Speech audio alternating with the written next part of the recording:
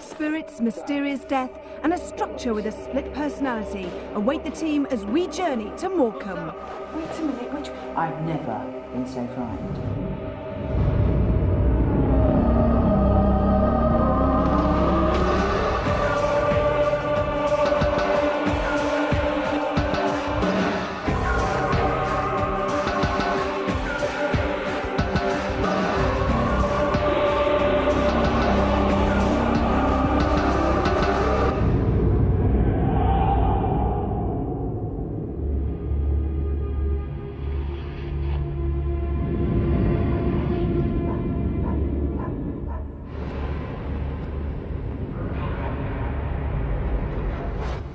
I'm Yvette Fielding, and this week we have travelled across the country to what was once known as the Naples of the North, and a place literally full of paranormal activity. Welcome to Most Haunted and Morecambe's Winter Gardens.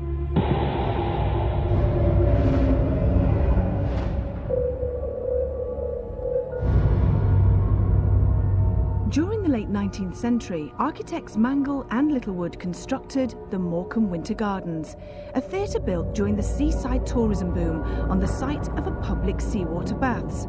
The theatre was one of the 5 largest in the country and designed to be a grand music hall with 5 bars and a once open promenade area. Throughout its working life, it played host to all the famous faces of popular entertainment in the history of variety. From Marie Lloyd, Laurel and Hardy through to Morecambe and Wise, the Beatles and the Rolling Stones. It's where one of Britain's best love actresses, Thora Hird, began her career, and it was here she met her future husband, who was the drummer with the resident band.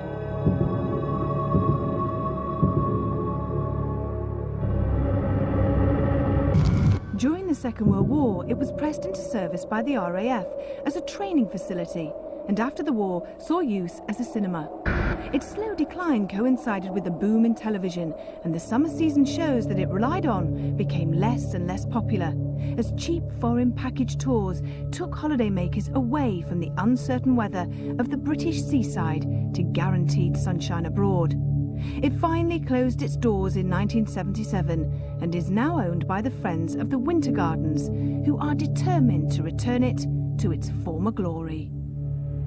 What more could our historian, Leslie Smith, tell us about this substantial venue and its supposed phantoms? Stories of ghosts abound here within the theatre. It has been said for a long time that there's an invisible line that runs right down the middle. On one side, there's evil, and the other side, good. But when you read some of the ghost stories and the sightings that people have experienced here, what you actually feel is the theatre is full of ghosts. Tonight, on the first night of investigation, we're going to explore the good side. I can't tell you too much about it, and that's because we're going to see what we find. But what I do know as a historian is there have been so many people with experiences here.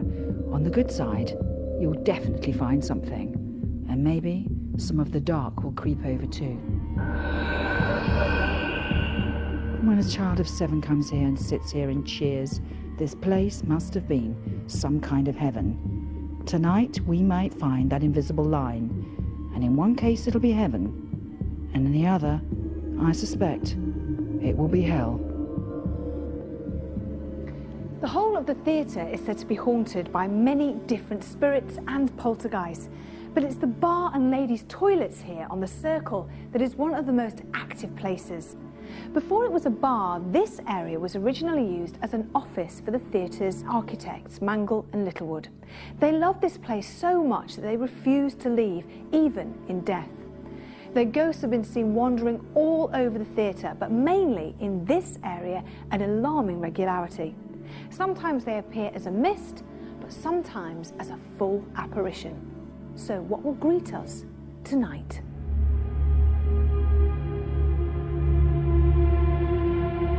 An Edwardian woman is thought to haunt all around the lower gods, and this particular staircase.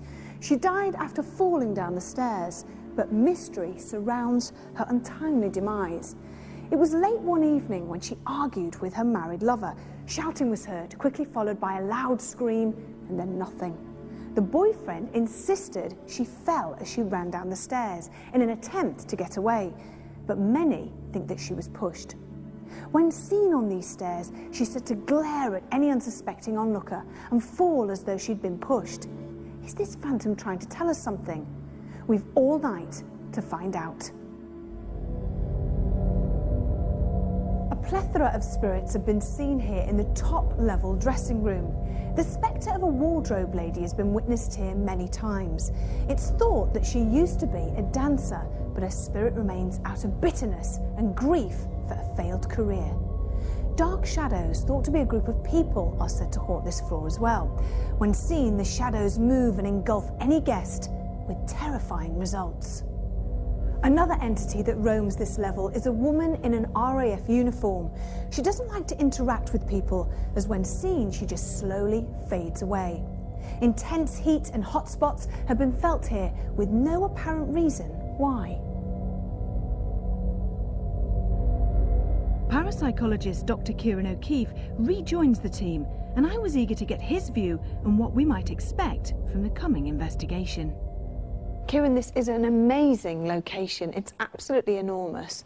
You can tell, how beautiful it used to be, and just over 2,000 people would be sat in this theatre.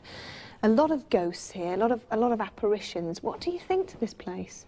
As you said, this is an amazing place, and the Most Haunted team have investigated theatres before, but this has a very different feel about it, because you can imagine the hustle and bustle and the excitement of witnessing something on the stage, but now there's just nothing here. It's just completely dilapidated.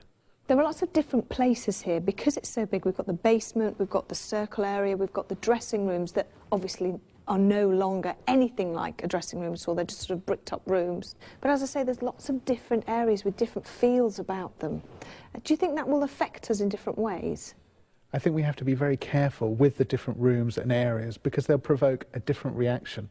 So, for example, the stage area and the seating area where we're sitting now is very different to the feel of the place when you go under the stage into the basement area. That area, even for me, is a little bit spooky when you look at it for the first time. Now, we're not just staying here one night, we're doing 2 separate investigations here because there is a good side to the theatre and a really nasty side to the theatre. That's a first for us. It is. Doing a 2-night investigation is not unusual, but like you say, 2 very different emotional areas and certainly 2 very different areas in terms of the phenomena that people have reported. It will play on the minds of the team though, and it's something I'll pay very close attention to. Everybody on the team knows the reason why we're doing the 2 nights. They know that one night is the good night, one night is the bad night. And I'm concerned that there might be a little bit of suggestion at work. People might report more negative experiences on the bad night versus positive experiences on the good night. We're actually sat on the good side here. All right, but we're safe here. We're safe here for the moment, absolutely fine. Joined by guest medium and psychic artist Brian Shepherd, the team were keen to commence our scrutiny of Morecambe Winter Gardens and begin with a lit walk around in order to gain a better understanding of the building's incredible size. What will we learn of its paranormal history in the coming hours? Please, make yourself known. And if you're here, please can you make a noise? There's a distinct... Oh my God! It was a woman's cry, but very faint.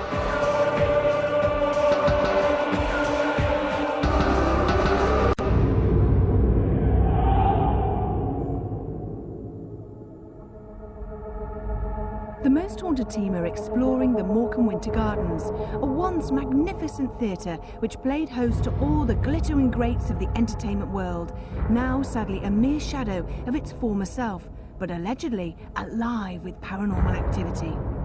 We invited medium and psychic artist Brian Shepherd to join our investigation as a guest and to give his insights into what spiritual energy this incredible building might hold. We take our first uncertain steps in a lit walk around in what was once the stalls